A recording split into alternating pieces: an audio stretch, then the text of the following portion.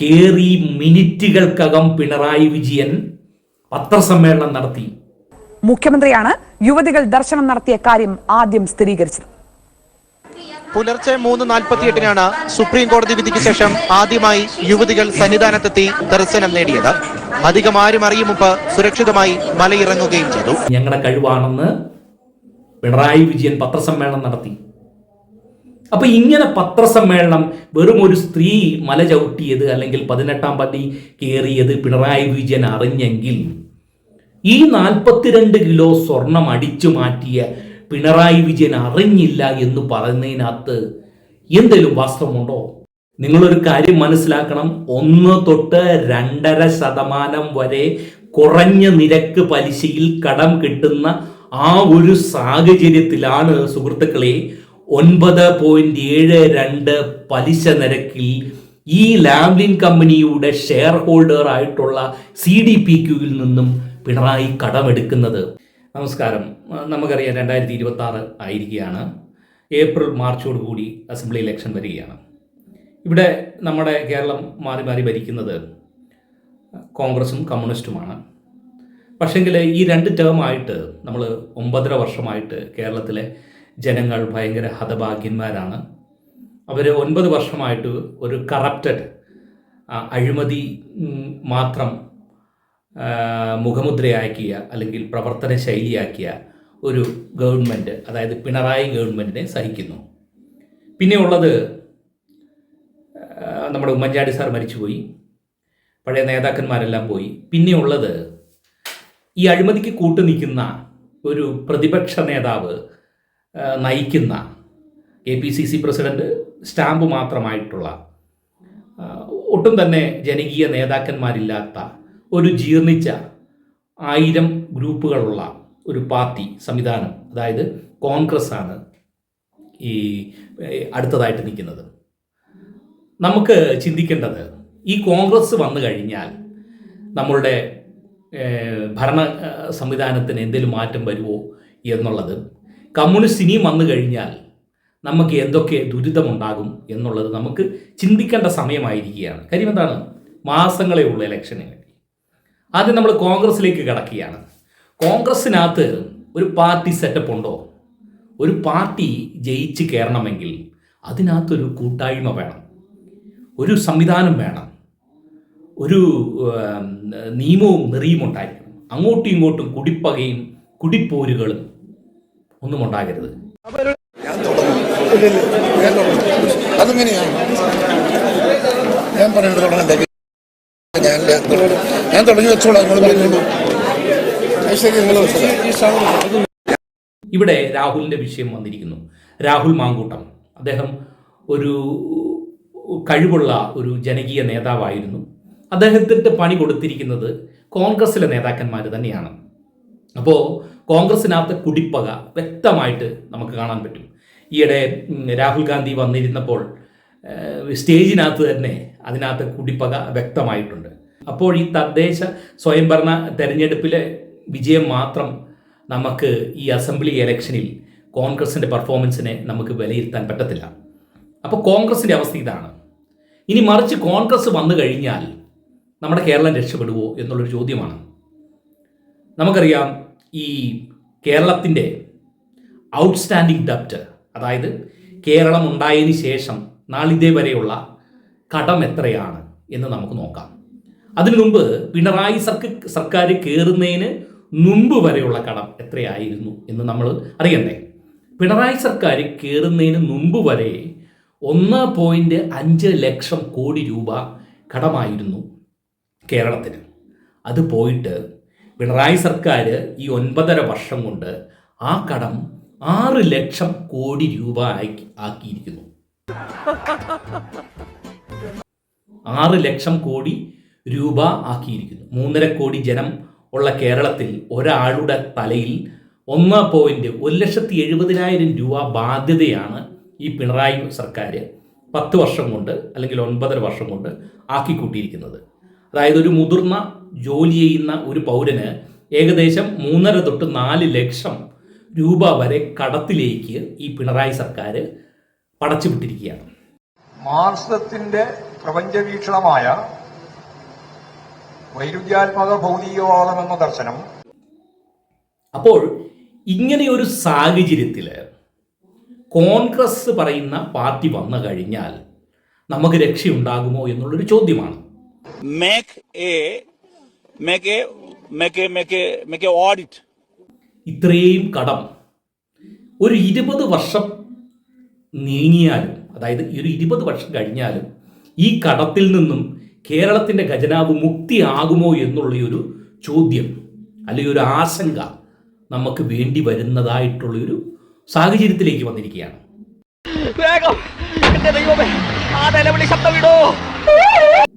കാര്യം ഈ 9.5 വർഷവും ഈ കടത്തിൻ്റെ നിലവാരം കൂടിക്കൊണ്ട് വരികയാണ്. Fiscal responsibility and budget management act അനുസരിച്ച് കാര്യം ഒരു സർക്കാർ തകരരുത്. അതിൻ്റെ അടിസ്ഥാനത്തിൽ 2003 ഈ ഒരു നിയമം ഉണ്ടാക്കി. ആ നിയമത്തിൻ്റെ അടിസ്ഥാനത്തിൽ ഒരു സംസ്ഥാനത്തിൻ്റെ GSDP, അതായത് ഗ്രോസ് സ്റ്റേറ്റ് ഡൊമസ്റ്റിക് പ്രോഡക്റ്റിൻ്റെ, അതായത് മൊത്തം വരവിൻ്റെ 29% മാത്രമേ ആകാവുള്ളൂ. ഏത്? ഈ ഡെപ്റ്റ് ഔട്ട്സ്റ്റാൻഡിങ്, വലിയ മൊത്തമേ ഉള്ള കടം. അത് പോയിട്ട് കേരളത്തിൻ്റെ അവസ്ഥ ഏകദേശം 40% ആയിരിക്കുകയാണ്.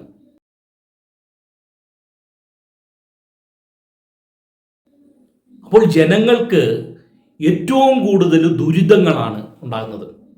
നിങ്ങളൊന്ന് ആലോചിച്ച്, ഒരു സംസ്ഥാനത്തിലെ ജനങ്ങൾ ജീവിക്കുന്നത് ബഡ്ജറ്റിനെ ആശ്രയിച്ചാണ്, അല്ലേ? ഒരു സംസ്ഥാന സർക്കാരിൻ്റെ കഴിവ് എന്തെന്ന് വെച്ച് കഴിഞ്ഞാൽ നല്ല രീതിയിൽ ബഡ്ജറ്റ് മാനേജ് ചെയ്യുക എന്നുള്ളതാണ്.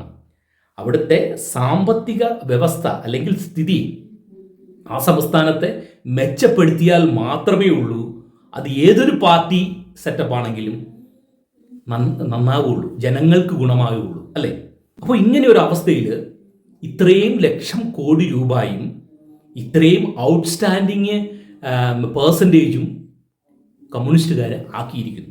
പ്രധാനമായിട്ടും നിങ്ങൾ ആലോചിക്കേണ്ടത്, കേരളം ഒരു ഇൻഡസ്ട്രിയലൈസ്ഡ് സ്റ്റേറ്റ് അല്ല. അതായത്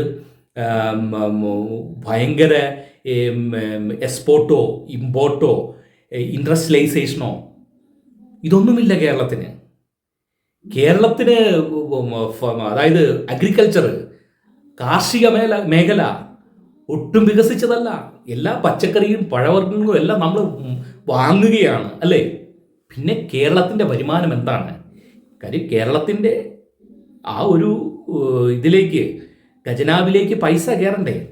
എങ്ങനെയാണ് പൈസ ഉണ്ടാക്കുന്നത്? കേരളം പ്രധാനമായിട്ട് പൈസ ഉണ്ടാക്കുന്നത് ടാക്സേഷൻ വഴിയാണ്. ഈ പറയുന്ന land tax, housing tax, road tax, vehicle tax, അങ്ങനെ തൊടുന്നതിനും പിടിക്കുന്നതിനും എല്ലാം ടാക്സ് വാങ്ങി അല്ലെങ്കിൽ ടാക്സിൻ്റെ താരിഫ് കൂട്ടിക്കൊണ്ടാണ് ഖജനാവിലേക്ക് പൈസ കയറ്റുന്നത് കേരളം. പിന്നെ രണ്ടാമത് എന്താണ്? ഈ നോൺ ടാക്സബിൾ ആയിട്ടുള്ള ഈ KSRTC, electricity board, water transport, university പൈസകൾ, അതായത് എക്സാം ഫീ, അങ്ങനത്തെയുള്ള സ്റ്റാമ്പ് ഡ്യൂട്ടീസ്, പല പല ഡ്യൂട്ടീസ്, ഇതൊക്കെയാണ് രണ്ടാമത്തെ കാര്യം. മൂന്നാമത്തെ കാര്യം എന്നാന്ന് വെച്ച് കഴിഞ്ഞാൽ പ്രധാനമായിട്ടും എന്താ?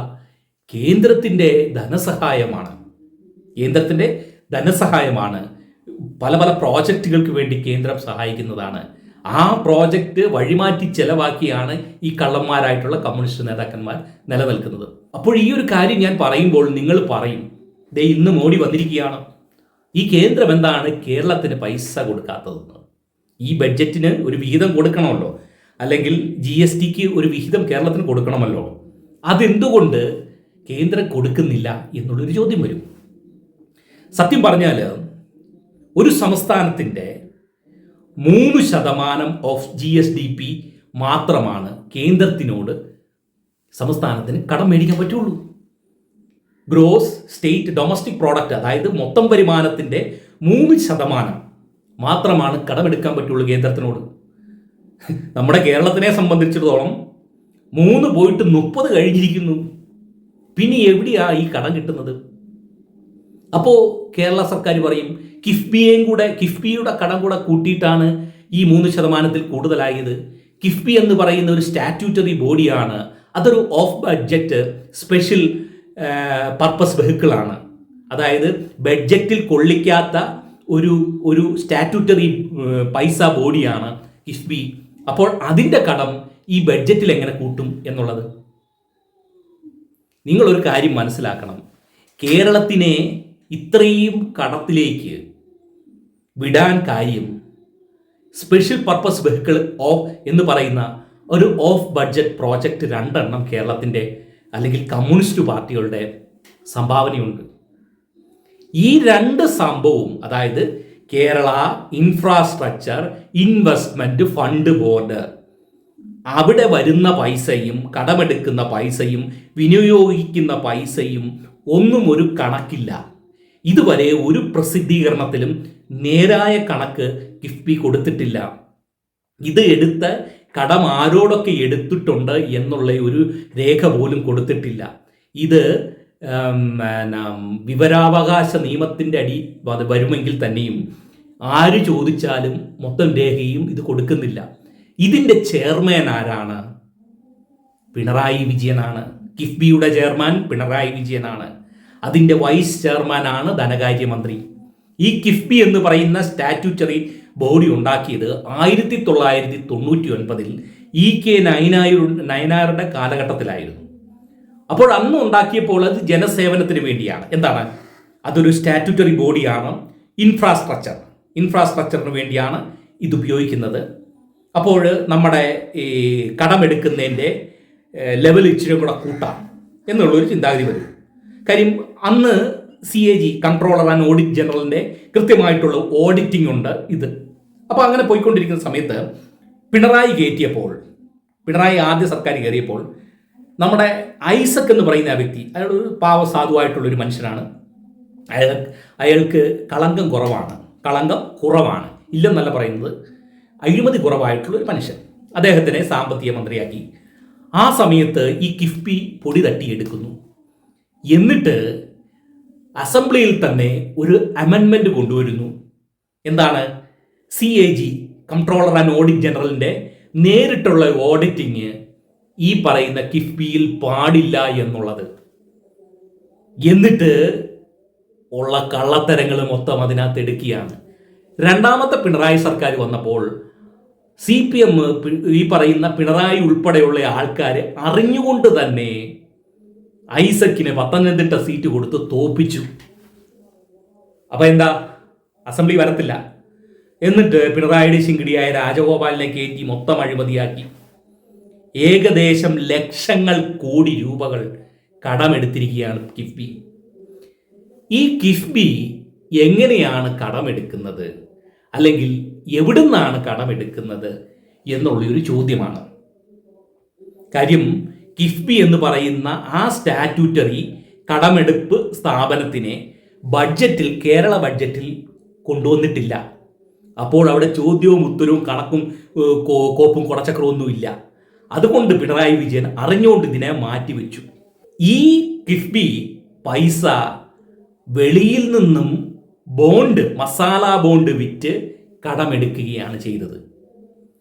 ഇത് ഏതൊരു കമ്പനിയിൽ നിന്നാണ് എടുത്തത്? എത്ര പലിശയ്ക്കാണ് എടുത്തത്? നിങ്ങളൊരു കാര്യം മനസ്സിലാക്കണം. CDPQ എന്ന് പറയുന്ന ഒരു കമ്പനി, ആ കമ്പനിയിൽ ലാബ്ലിൻ എന്ന് പറയുന്ന കമ്പനിക്ക് ഷെയറുള്ള കമ്പനിയാണ് ഈ CDPQ. ആ CDPQവിൽ നിന്നും 9.72% പലിശയിൽ ഈ മസാല ബോണ്ട് വെച്ച് കിഫ്ബി പൈസ കടമെടുത്തിരിക്കുകയാണ്. സുഹൃത്തുക്കളെ, നിങ്ങൾ മനസ്സിലാക്കണം, ലാവ്ലിൻ കേസും പിണറായിക്കും എന്തൊരു ബന്ധമുണ്ട്? അഴിമതിയും ലാവ്ലിനും പിണറായിയുമായിട്ട് അഭേദ്യമായിട്ടുള്ള ബന്ധമുള്ള ആ പിണറായി വിജയൻ 9.2% പലിശയ്ക്ക് അതേ കമ്പനിയുടെ ഷെയർ ഹോൾഡറുള്ള CDPQവിൽ നിന്നും കടമെടുത്തിരിക്കുകയാണ് മസാല ബോണ്ട് കൊടുത്ത്. നിങ്ങളൊരു കാര്യം മനസ്സിലാക്കണം, 1 തൊട്ട് 2.5% വരെ കുറഞ്ഞ നിരക്ക് പലിശയിൽ കടം കിട്ടുന്ന ആ ഒരു സാഹചര്യത്തിലാണ് സുഹൃത്തുക്കളെ 9.72 പലിശ നിരക്കിൽ ഈ ലാംലിൻ കമ്പനിയുടെ ഷെയർ ഹോൾഡർ ആയിട്ടുള്ള CDPQവിൽ നിന്നും പിണറായി കടമെടുക്കുന്നത്. നിങ്ങളൊരു കാര്യം മനസ്സിലാക്കണം, 5 വർഷം കൊണ്ട് എടുത്ത എമൗണ്ടിൻ്റെ 50% പലിശ, 50% പലിശ ഇനം തന്നെ കൊടുക്കേണ്ട ഒരു അവസ്ഥയിലേക്ക് കേരളത്തിനെ കൊണ്ടെത്തിച്ചിരിക്കുകയാണ് പിണറായി. ഇത് ചോദ്യം ചെയ്യാൻ ഇവിടെ പ്രതിപക്ഷ നേതാവില്ല, പ്രതിപക്ഷ പാർട്ടിയായിട്ടുള്ള കോൺഗ്രസ് ഇല്ല. ഇത് ആരുടെ നെഞ്ചത്താണ് ഇത്രയും കടങ്ങൾ പോകുന്നത്? ഇത് കേരളത്തിലെ ജനങ്ങളുടെ നെഞ്ചത്തിലേക്കാണ് പോകുന്നത്. അപ്പോൾ നിങ്ങൾ പറയും ഇത് പാവങ്ങൾക്ക് വേണ്ടി കൊടുക്കാനല്ലേ എന്നുള്ളത്. എൻ്റെ പൊന്നു സഹോദരന്മാരെ, നിങ്ങളൊരു കാര്യം മനസ്സിലാക്കണം. പിണറായി സർക്കാർ ഉണ്ടായിട്ട് സാമൂഹ്യനീതി പെൻഷൻ 1600 രൂപ ആക്കുന്നു ഉള്ള കാര്യമാണ്. ഈ സാമൂഹ്യക്ഷേമ പെൻഷൻ വാങ്ങുന്ന അവർ കേരളത്തിൽ തന്നെയാണ് ജീവിക്കുന്നത് ആണല്ലോ. ഈ കേരളത്തിൻ്റെ കടം 6 ലക്ഷം കോടിയിലേക്ക് കിടന്നപ്പോൾ കേരളത്തിൻ്റെ ഖജനാവ് നിറയ്ക്കണ്ടേ? ഈ ഖജനാവ് നിറയ്ക്കുന്നത് എങ്ങനെയാണ്? ഈ അതിദാരിദ്ര്യരുടെ കയ്യിൽ നിന്നും ടാക്സും പെറ്റിയും വാങ്ങിക്കൊണ്ട് അതേ ഖജനാവിൽ കൊണ്ട് നിറയ്ക്കുകയാണ്. 1100 രൂപ കൊടുത്തു കഴിഞ്ഞാൽ 2200 രൂപ ടാക്സ് ഇനത്തിൽ അവരുടെ പോക്കറ്റിൽ നിന്നും കൈപ്പറ്റിയാലേ ഉള്ളൂ സംസ്ഥാന സർക്കാരിൻ്റെ ഈ കടം എങ്ങനെയും ഒന്ന് നിൽക്കാൻ പറ്റുള്ളൂ. ആ ഒരു അവസ്ഥയിൽ കേരളത്തിനെ കൊണ്ടെത്തിച്ചിരിക്കുകയാണ്. നിങ്ങൾക്കറിയാം, ലാൻഡ് റവന്യൂ കൂട്ടി, ബിൽഡിംഗ് ടാക്സ് കൂട്ടി, റോഡ് ടാക്സ് കൂട്ടി. ഇതിനുപരി ഏതേലും വഴി കൂടെ നിങ്ങൾക്ക് നടക്കാൻ പറ്റുമോ? യാത്ര ചെയ്യാൻ പറ്റുമോ? ഇല്ല. അപ്പോൾ സാമൂഹ്യക്ഷേമ പെൻഷൻ കൂട്ടിയിട്ട് ജനങ്ങളുടെ കണ്ണിൽ പൊടിയിടുകയാണ്. പ്രധാന കാര്യം എന്താണ്? കടങ്ങൾ ലക്ഷങ്ങളിൽ നിന്നും കോടികളായി കേരളത്തിൻ്റെ ഖജനാവ് അങ്ങ് നഷ്ടപ്പെട്ടുകൊണ്ടിരിക്കുകയാണ്. ഈ ഖജനാവ് നിറയ്ക്കണമെങ്കിൽ കേരളത്തിലെ സാധുജനങ്ങളുടെ ടാക്സ് വാങ്ങി നിറച്ചാൽ മാത്രമേ നിറയുള്ളൂ ഈ സമ്പദ് വ്യവസ്ഥ. അപ്പോൾ ഈ ഖജനാവ് നിറയ്ക്കണമെങ്കിൽ ഇത് മേടിക്കണം. നിങ്ങൾ ആലോചിക്കണം, ഇനി ഏതൊരു സർക്കാർ വന്നാലും കമ്മ്യൂണിസ്റ്റുകാർ വന്നു കഴിഞ്ഞാൽ തീർന്നു. കേരളത്തിലെ ജനങ്ങൾ പിച്ചച്ചട്ടി എടുത്തിട്ട് കാര്യമില്ല. ഈ രാജ്യം വിട്ടാലേ രക്ഷയുള്ളൂ. നമ്മൾ ബംഗാളികളെ പോലെ പോയി ആസാമിലും ബംഗാളിലും ബീഹാറിലും ഒക്കെ പണിയെടുക്കേണ്ടി വരും. മറിച്ച് കോൺഗ്രസ് വന്നു കഴിഞ്ഞാൽ, ഈ പറയുന്ന VD സതീശൻ്റെ നേതൃത്വത്തിലുള്ള കോൺഗ്രസ് വന്ന് ഇവിടെ എന്ത് ചെയ്യാനാണ്? അതുപോലെ തന്നെ വേറെ ഒരു സ്പെഷ്യൽ പർപ്പസ് വെഹിക്കിൾ ഉണ്ട്, ഓഫ് ബഡ്ജറ്റ് പ്രോജക്റ്റ് ഉണ്ട്, KSSPL, Kerala security pension limited. അതായത് പെൻഷൻ കൊടുക്കുന്ന ഒരു പ്രത്യേക സംഘടനയുണ്ട്, സ്റ്റാറ്റ്യൂട്ടറി ബോഡിയുണ്ട്. അതും പ്രധാനമായിട്ട് പൈസ എങ്ങനെയാണ് കളക്ട് ചെയ്യുന്നത്? ഈ കടമെടുത്താണ് കളക്ട് ചെയ്യുന്നത്. അത് ഏകദേശം 1 ലക്ഷം കോടി രൂപയുടെ അടുത്ത് കടം വരുത്തിയിരിക്കുകയാണ്. എന്നിട്ട് പെൻഷൻ പലർക്കും കൊടുക്കുന്നുണ്ടോ? എനിക്കറിയാം, ഇപ്പോൾ വിധവ പെൻഷൻ കൂടുതൽ പേർക്ക് കിട്ടുന്നില്ല. ഇത് സ്പെഷ്യൽ ചലഞ്ച്ഡ് ആയിട്ടുള്ള ആൾക്കാർക്ക് പൈസ കിട്ടുന്നില്ല. ചില ആൾക്കാർക്കൊന്നും പെൻഷനേ കിട്ടുന്നില്ല. ഈ പറയുന്ന മസ്റ്ററിങ്ങിന് പോയിട്ട് അത് ക്ലിയർ ആക്കാൻ പറ്റുന്നില്ല. കാര്യം എന്താ? ഈ സൈറ്റ് വർക്ക് ചെയ്യുന്നില്ല എന്നുള്ളതാണ് കാര്യം. ഒരു 2-3 പെൻഷൻ പോയി കഴിഞ്ഞാൽ അവർ രക്ഷപ്പെട്ടില്ലേ? അപ്പം സാമൂഹ്യനീതി പെൻഷനും കൊടുക്കുന്നില്ല, ഇൻഫ്രാസ്ട്രക്ചർ ഒട്ട് നടത്തുന്നുമില്ല, കടമെടുപ്പ് അങ്ങോട്ടും കൂടുന്നുമുണ്ട്. നിങ്ങളൊരു കാര്യം മനസ്സിലാക്കണം സുഹൃത്തുക്കളെ, ഇത്രയും ലക്ഷം കോടി രൂപ ഈ പറയുന്ന പിണറായി കടമെടുത്ത് ഇന്ത്യയിൽ കൊടുക്കുന്നു, കേരളത്തിൽ കൊണ്ടിട്ടിട്ട് ഈ ഇൻഫ്രാസ്ട്രക്ചർ പ്രോജക്റ്റ് നടത്തിയിട്ടില്ല ഇതുവരെ. അതിൻ്റെ അർത്ഥം ഈ കേരളത്തിൽ കിടക്കുന്ന പൈസ പലിശ ഇനത്തിൽ തന്നെ തിരിച്ചു കൊടുക്കുക, പലിശ ഇനത്തിൽ തന്നെ തിരിച്ചു കൊടുക്കുക, കടം കുമ്മിഞ്ഞു കൂടുക. ഇവിടെ എന്താണ് കേരളത്തിൽ നടക്കുന്നത്? നമുക്കറിയാം, കിഫ്ബി എന്ന് പറയുന്നത് ഇൻഫ്രാസ്ട്രക്ചർ ഡെവലപ്മെന്റിന് വേണ്ടിയാണ്. ഇൻഫ്രാസ്ട്രക്ചർ എന്ന് പറഞ്ഞാൽ എന്താണ്? റോഡ്, ലോജിസ്റ്റിക്, അതായത് വഴിയ്, ഈ export import, water and sanitation, health care, education, telecom and communication, അങ്ങനെ പല പല സ്ഥാപനങ്ങൾ അല്ലെ പല പല ഇൻഫ്രാസ്ട്രക്ചേഴ്സ് ഡെവലപ്മെന്റ് ചെയ്യാൻ വേണ്ടിയാണ് ഈ ഇൻഫ്രാസ്ട്രക്ചർ പൈസ എടുക്കുന്നത്. നിങ്ങൾക്കറിയാം KFON എവിടെയാണ് നിൽക്കുന്നത്? കെ ഫോൺ എന്ന് പറയുന്നത് പ്രോജക്റ്റ് ഉണ്ട്, ലക്ഷം കോടി രൂപ പ്രോജക്റ്റ് ഉണ്ട്. വല്ലൊരു കെ ഫോൺ ഉപയോഗിക്കുന്നുണ്ടോ? അത് ഉപയോഗിക്കാൻ പറ്റുന്നുണ്ടോ? അപ്പൊ അവിടെ എന്താ നടക്കുന്നത്? അത്രയും ലക്ഷം കോടി രൂപ ഒരു പ്രോജക്റ്റിനെ കാണിച്ചുകൊണ്ട് അവിടുന്ന് പൈസ അടിച്ചു മാറ്റുമോ? ഇത് എങ്ങോട്ടാ പോകുന്നത്? ഇത് ഈ പറയുന്ന പിണറായി എന്ന് പറയുന്ന അദ്ദേഹത്തിന്റെ ശിങ്കിടികളുടെയും ജില്ലാ കമ്മിറ്റി വരെയുള്ള സഖാക്കന്മാരുടെയും പോക്കറ്റിലും അക്കൗണ്ടിലേക്കുമാണ് പോകുന്നത്. മനുഷ്യ സമൂഹത്തിന്റെ ചരിത്രത്തിലേക്ക്, സാമൂഹ്യ വികാസ ഘട്ടങ്ങളിലേക്ക് ഏതേലും ഒരു റോഡിൽ കൂടെ സമാധാനമായിട്ട് ഗട്ടറില്ലാതെ നിങ്ങൾക്ക് വണ്ടി ഓടിക്കാൻ പറ്റിയിട്ടുണ്ടോ? ഒരിക്കലുമില്ല. ഈ പറയുന്ന വയനാട് ദുരിതാശ്വാസം അത് കഴിഞ്ഞിട്ട് അവിടെ ഇൻഫ്രാസ്ട്രക്ചർ ഡെവലപ്മെന്റിന് വേണ്ടി എന്തെല്ലാമാണ് നടക്കുന്നത്? അവിടെ എന്തൊക്കെ നടന്നു? ഇതിനകത്ത് ഏറ്റവും സംഭവം ഒരു കാര്യമുണ്ട്. ഒരു വയനാട് തുരങ്കത്തിന് വേണ്ടി ഒരു 2100 കോടി രൂപ 2100 കോടി രൂപ അനുവദിച്ചിട്ടുണ്ട്. നിങ്ങളൊരു കാര്യം മനസ്സിലാക്കുക, അത് ചൂരന്മലയിലേക്കുള്ള തുരങ്കപ്പാത. നിങ്ങളൊരു കാര്യം മനസ്സിലാക്കണം, ഏറ്റവും വലിയ ആ ഒരു ഉരുളുപൊട്ടിയ ആ കേസ് അതിലോലം ഗാഡ്ഗിലും കസ്തൂരി രംഗൻ റിപ്പോർട്ടിലും അതുവഴി ഒരു ഒറ്റയടിപ്പാത പോലും വെട്ടാൻ പറ്റത്തില്ലെന്ന് പറയുന്ന ആ ഒരു റിപ്പോർട്ടിനെ വെല്ലുവിളിച്ചുകൊണ്ട് അവിടെ ഒരു തുരങ്കപ്പാത പ്രോജക്റ്റ് ഇട്ടിരിക്കുകയാണ് 2100 കോടി രൂപയുടെ.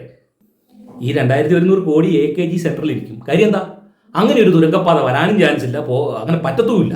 നിങ്ങൾ എന്താണ് ഈ പറയുന്നത്? മൊത്തം പ്രകൃതി ലോല പ്രദേശത്തിൽ കൂടെ വലിയ തുരങ്കം പണിയാൻ പോവുക. അതുപോലെ തന്നെ ലോജിസ്റ്റിക് ഡെവലപ്മെന്റിന് വേണ്ടി ഈ ഇൻഫ്രാസ്ട്രക്ചർ പൈസ മുടക്കി ഈ ആദാനി പോർട്ടിന്റെ ആ ഏരിയയിൽ കൂടെ മനുഷ്യൻ നടക്കാൻ വല്ലതും പറ്റുമോ? അതുകൊണ്ടെന്താ അവിടെ എക്സ്പോർട്ടും ഇമ്പോർട്ടും നടക്കുന്നില്ല, കണ്ടെയ്നേഴ്സ് വരുന്നില്ല. അവരെല്ലാം തൂത്തുക്കുടി ഏരിയയിലേക്ക് പോയിരിക്കുകയാണ്. പോർട്ട് ഡെവലപ്മെന്റ് മൊത്തം ക്ലാസ് ആയിരിക്കുകയാണ്. വാട്ടർ ആൻഡ് സാനിറ്റേഷൻ ഉണ്ടോ? എവിടെയെങ്കിലും കുടിവെള്ള പദ്ധതി നല്ല രീതിയിൽ വർക്ക് ചെയ്യുന്നുണ്ടോ? പോട്ടെ, health care development, infrastructure development. കോട്ടയത്ത് മെഡിക്കൽ കോളേജിൽ ബിൽഡിംഗ് ഇടിഞ്ഞ് വീണ് ഒരു സ്ത്രീ മരിച്ചു. പാരസെറ്റമോൾ ഇഞ്ചക്ഷൻ പോലും നമ്മുടെ മെഡിക്കൽ കോളേജുകളിൽ ഇല്ല. സാധാരണപ്പെട്ടവർ മാത്രമാണ് മെഡിക്കൽ കോളേജിൽ വരുന്നത്. ഹസൻ സാറ് തിരുവനന്തപുരം മെഡിക്കൽ കോളേജിൽ ഭയങ്കര വിഷയം ഉണ്ടാക്കി. എന്താണ്? അവിടെ ശാസ്ത്രക്രിയകൾ നടത്താനുള്ള സൗകര്യങ്ങളില്ല, ധനമില്ല. ഇങ്ങേയറ്റം ഒരു പേപ്പർ എടുക്കാൻ പോലും അവിടെ A4 പേപ്പർ ഇല്ല. ഒന്ന് ആലോചിക്കണം, എത്രത്തോളം ദാരിദ്ര്യത്തിലേക്ക് പോയിരിക്കുകയാണ് നമ്മുടെ ഹെൽത്ത് കെയർ സിസ്റ്റം. ഈ കപ്പൽ ആടി ഉലയുകയില്ല സാർ. സാർ, ഇതിനൊരു കപ്പിത്താനുണ്ട്. ഇപ്പം ഡോക്ടേഴ്സുമാർ സമരത്തിലേക്ക് പോവുകയാണ്. അപ്പൊ അവിടെയും ഇൻഫ്രാസ്ട്രക്ചർ ഇല്ല.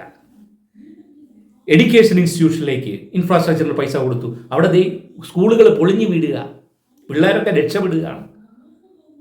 അപ്പൊ നിങ്ങൾ ഈ പറയുന്നത് ഇൻഫ്രാസ്ട്രക്ചർ ഡെവലപ്മെന്റ് പേരിൽ മാത്രമേ ഉള്ളൂ, പ്രോജക്റ്റ് ഡെവലപ്പ് പേര് മാത്രമേ ഉള്ളൂ, അത് പ്രവൃത്തിയിൽ വരുന്നില്ല. വിരലയിൽ എണ്ണാവുന്ന പ്രോജക്റ്റ് മാത്രമേ ഉള്ളൂ 50%-60% പൂർത്തീകരിച്ചിട്ടുള്ളൂ. അതും പൂർത്തീകരിച്ച് കഴിഞ്ഞാൽ അത് ഒന്നിനും കൊള്ളാത്ത അവസ്ഥയിലേക്കാണ്. കാര്യം അവിടെ മാക്സിമം അഴിമതികളാണ് നടത്തിയിരിക്കുന്നത്.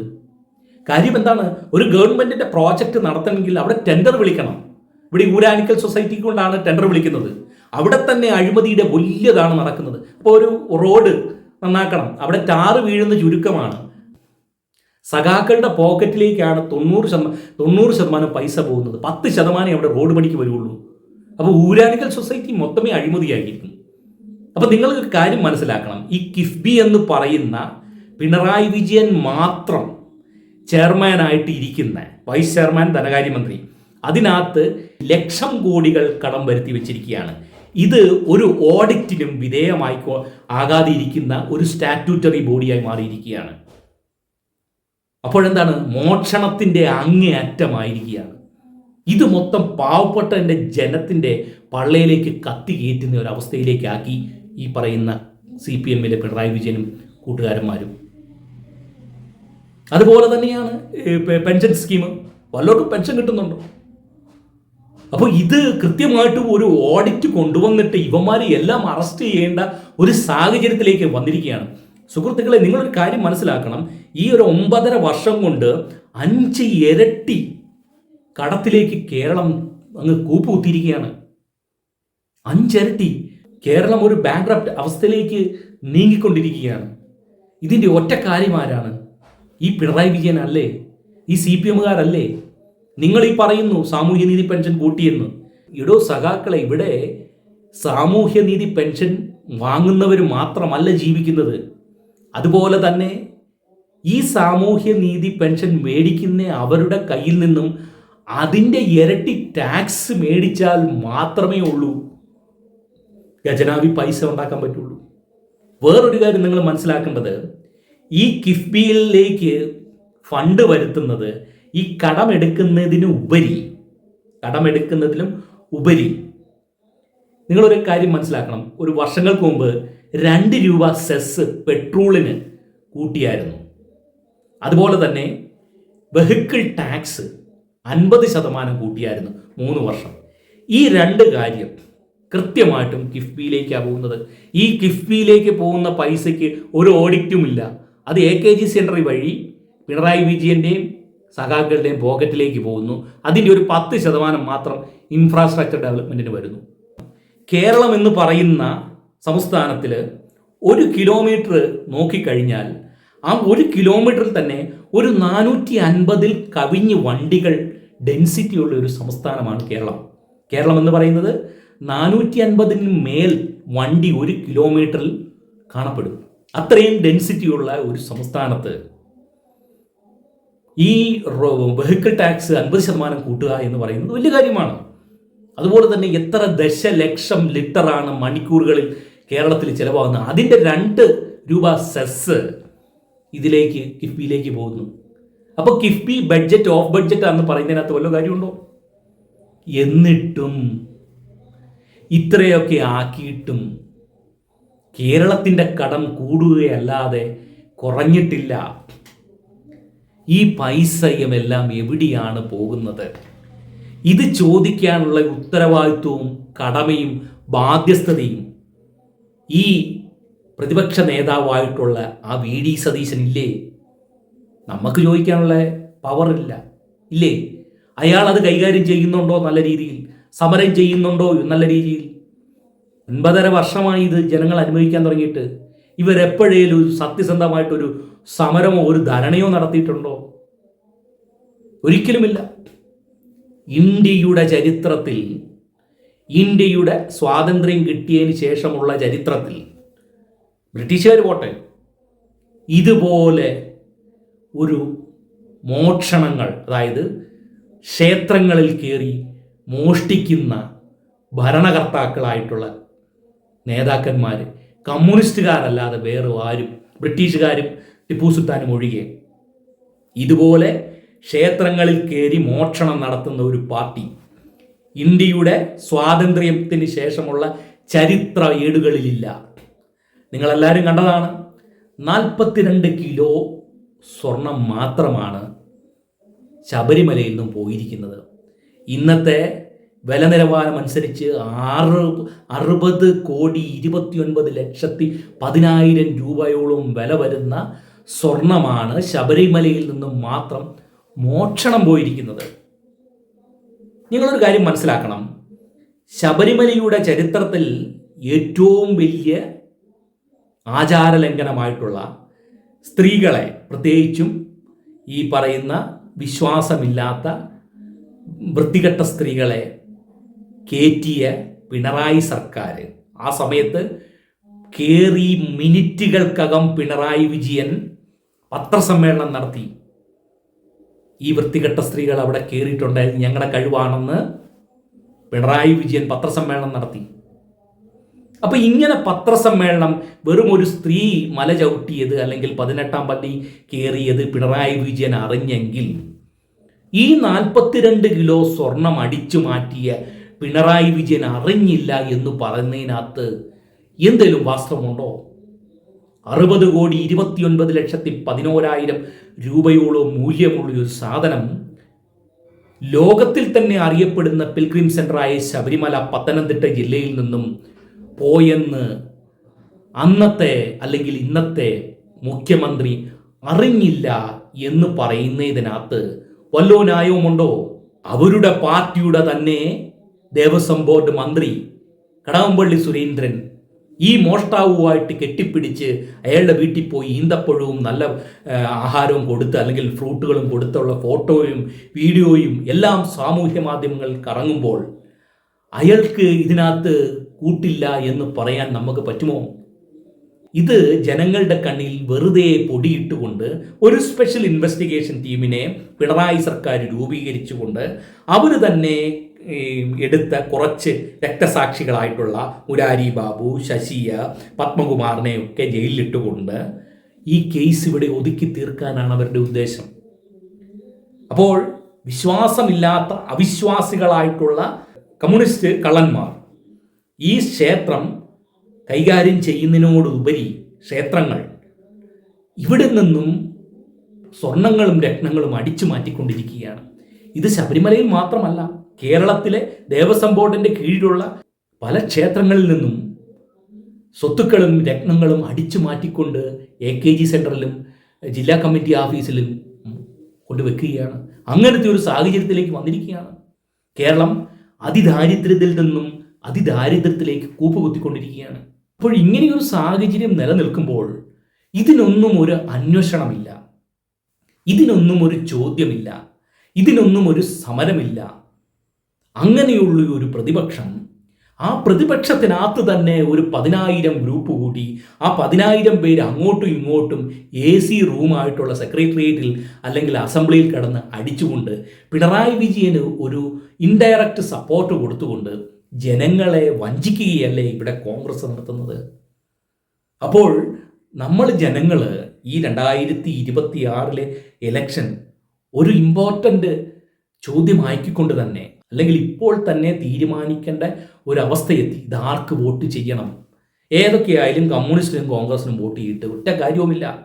ഇവിടെ വോട്ട് ചെയ്യണമെങ്കിൽ കേന്ദ്ര ഭരിക്കുന്ന NDA ആയിട്ട് യോജിച്ചു പോകുന്ന പാർട്ടിയോ അല്ലെങ്കിൽ NDAയുടെ സഖ്യകക്ഷികളോ അവർക്ക് വോട്ട് ചെയ്തു കഴിഞ്ഞാൽ കേരളത്തിലെ ജനങ്ങൾക്ക് ജീവിക്കാൻ ഒരു മാർഗമുണ്ടാകും. അല്ലെങ്കിൽ കേരളത്തിലെ ജനങ്ങൾക്ക് ഈ കടത്തിൽ നിന്നും ഒരു ഒഴിവുണ്ടാകും, ഒരു രക്ഷ നേടും എന്നാണ് എനിക്ക് തോന്നുന്നത്. കേരളത്തിൻ്റെ ചരിത്രത്തിൽ ഇത്രയും കള്ളത്തരവും വഞ്ചനയും മോഷണവും പിടിച്ചുപറിയും അഴിമതിയും കൊലയും ഗുണ്ടായുസവുമുള്ള ഒരു പാർട്ടി കേരളത്തിൻ്റെ ചരിത്രത്തിൽ ഈ കമ്മ്യൂണിസ്റ്റ് പാർട്ടി, പിണറായി വിജയൻ്റെ കീഴിലുള്ള കമ്മ്യൂണിസ്റ്റ് പാർട്ടി അല്ലാതെ ഉണ്ടായിട്ടില്ല. അതുകൊണ്ട് എല്ലാവരും ചിന്തിച്ചുകൊണ്ട് തന്നെ വോട്ട് ചെയ്യേണ്ട അല്ലെങ്കിൽ വോട്ട് കുത്തേണ്ട തീരുമാനമെടുക്കേണ്ട സമയമായിരിക്കുകയാണ്. നമുക്കറിയാം, ഈ വോട്ട് ക്യാൻവാസ് ചെയ്യാൻ വേണ്ടി തന്നെ കമ്മികൾ വീട്ടിൽ വന്ന് പാത്രം കഴുകുന്നു, പിള്ളേരെ ചിരിച്ച് കാണിക്കുന്നു, മുട്ടായി കൊടുക്കുന്നു, ചോക്ലേറ്റ് കൊടുക്കുന്നു. ദേ MA ബേബി വീട്ടിൽ കയറി പാത്രം കഴുകി ചിരിച്ച് കളിച്ച് പോകുന്നു. അപ്പോൾ ഇതൊക്കെ എന്താണ്? ജനങ്ങളുടെ കണ്ണിൽ പൊടിയിടാനും ജനങ്ങളെ ചിരിച്ച് കാണിച്ചുകൊണ്ട് ഈ സർക്കാർ ഒന്നുകൂടെ ഭരിക്കാനാണ് ശ്രമം നടക്കുന്നത്. അങ്ങനെ ഒരു ശ്രമമുണ്ടായി, അത് വിജയിച്ചു കഴിഞ്ഞാൽ ഇവിടെ കേരളത്തിലെ ജനങ്ങളുടെ തോൽവിയായിരിക്കും. അതുകൊണ്ട് ചിന്തിച്ച് വോട്ട് ചെയ്ത് നല്ലൊരു പാർട്ടിക്ക്, കോൺഗ്രസോ കമ്മ്യൂണിസ്റ്റോ അല്ലാതെ കേന്ദ്രത്തിനെ സപ്പോർട്ട് ചെയ്യുന്ന ജനങ്ങൾക്ക് രക്ഷയ്ക്ക് വേണ്ടി പ്രവർത്തിക്കുന്ന പാർട്ടിക്ക് വോട്ട് ചെയ്യണമെന്നാണ് എൻ്റെ ഒരു ആഗ്രഹം.